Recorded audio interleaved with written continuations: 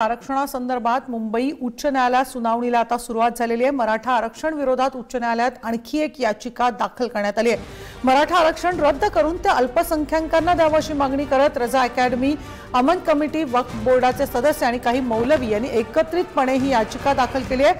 मागासवर्ग आयोगाचा अहवाल अवैध असल्याचं याचिकाकर्त्यांचं म्हणणं आहे। 15 ऑगस्ट 2018 ला झालेल्या घटना दुरुस्तीनंतर राज्य सरकारला मागासवर्गात कोणताही बदल करण्याचा अधिकार नाही असा दावा या याचिकेमध्ये करण्यात आलाय। आरक्षण देण्याचे अधिकार फक्त राष्ट्रपती आणि संसदेकडेच आहेत असंही त्यांचं म्हणणं आहे। त्याचबरोबर आम्ही मराठा समाजाला आरक्षणाच्या विरोधात नसून असंविधानिकपणे आरक्षण देण्याच्या विरोधात आहे असं त्यांनी म्हटलेलं आहे।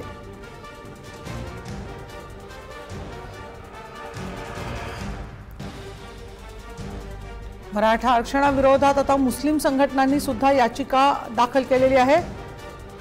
मराठा आरक्षण रद्द करून अल्पसंख्याकांना हे आरक्षण देण्याची त्यांनी मागणी केलेली आहे। मराठा आरक्षणाला आपला विरोध नाही, मात्र ज्या पद्धतीने मराठा आरक्षण देण्यात आलेले आहे, मराठा आरक्षण असंविधानिक असल्याचं या सगळ्यांचं सध्या म्हणणं आहे आणि या संदर्भात आता मुंबई उच्च न्यायालयामध्ये सुनावणी सुरू झालेली आहे। मराठा आरक्षणाला ओबीसी समाजाने सुद्धा यापूर्वी विरोध केला होता आणि आता थेट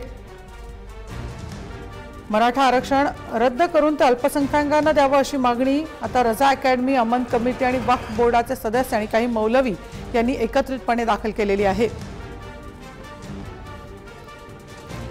खरं 15 ऑगस्ट 2018 ला झालेल्या घटना दुरुस्तीनंतर राज्य सरकारला मागासवर्गात कोणतेही बदल करण्याचे अधिकार नाहीत असा दावा याचिकेमध्ये करण्यात आलाय।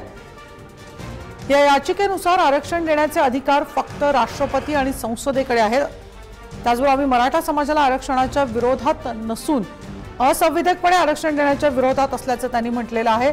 उमेश करंजकर आपले प्रतिनिधी आपल्याबरोबर आहेत। उमेश, एकीकडे मराठा आरक्षणाची घोषणा झाल्यानंतर ओबीसी समाजाने याला विरोध केला होता आणि आता थेट काही मुस्लिम समाज सुद्धा या आरक्षणाला आता विरोध करताना दिसतोय। सध्या कोर्टात सुनावणी सुरू आहे, कोर्टात नेमकं काय सुरू आहे सध्या? नक्कीच हे सुनावणी आज याच दरम्यान मुस्लिम समाजाच्या काही संघटनांनी देखील या आरक्षणाच्या विरोधात जी आहे ती याचिका केली होती। जे मराठा समाजाला आरक्षण देण्यात आलं ते पूर्णपणे असंविधानिक आहे। मुस्लिम समाज जो आहे तो यापेक्षा अधिक मागासलेला आहे, त्याला आर्थिक आणि शैक्षणिक ते मराठा समाजापेक्षा खूप अधिक मागासले आहेत आणि अशी प्रकारची याचिका होती। म्हणून ते आरक्षण रद्द करावे, मुस्लिमांना जे 5% आरक्षण आधी देण्यात आलं होतं ते लागू करण्यात अशा प्रकारची मागणी होती। आता थोड्या वेळापूर्वी एकूणच मराठा समाजाला जे आरक्षण दिलं होतं त्याच्या विरोधात जी याचिका केली होती त्याच्या संदर्भात सुनावणी जी आहे ती सुरू झालेली आहे। आता जे याचिकाकर्त्यांचे वकील आहेत ते गुणरत्न सदावर्ते यांच्याकडून युक्तिवाद आहे ते सुरू झालेला आहे आणि त्यानुसार मराठा समाजाला आरक्षण मिळवून देण्याचा मागासवर्ग आयोग जो तयार केला होता अहवालावरती प्रश्नचिन्ह जो आहे तो उपस्थित केला। त्याच्या अहवालामधले जे आक्षेपार्ह मुद्दे आहेत ते समोर आणतायत आणि त्यानुसार हे आरक्षण जे आहे ते कशा प्रकारे गैर आहे हे सांगण्याचा कोर्टाला पटवून देण्याचा प्रयत्न करतात। यामध्ये त्यांनी अनेक मुद्दे जे आहेत ते समोर आणलेले आहेत की मराठा समाजाला जे आरक्षण मिळाले ते राजकीय हेतूने देण्यात आलेला हा सगळ्यात मोठा मुद्दा जो आहे त्यांनी आता समोर आणलेला। कारण थोड्या दिवसात आपल्या सगळ्यांना माहिती आहे की निवडणुका ज्या आहेत त्या होणार आहेत आणि मराठा समाजाच्या गेल्या अनेक वर्षापासून जी मराठा समाजाच्या आरक्षणाची मागणी होती ती पूर्ण केली गेली होती। आता मराठा समाज पूर्णपणे तो या प्रश्नाला घेऊन आक्रमक झाला होता। त्याच्यामुळे जर हे आरक्षण मिळालं नाही तर सरकारला मोठा धोका निर्माण होऊ शकतो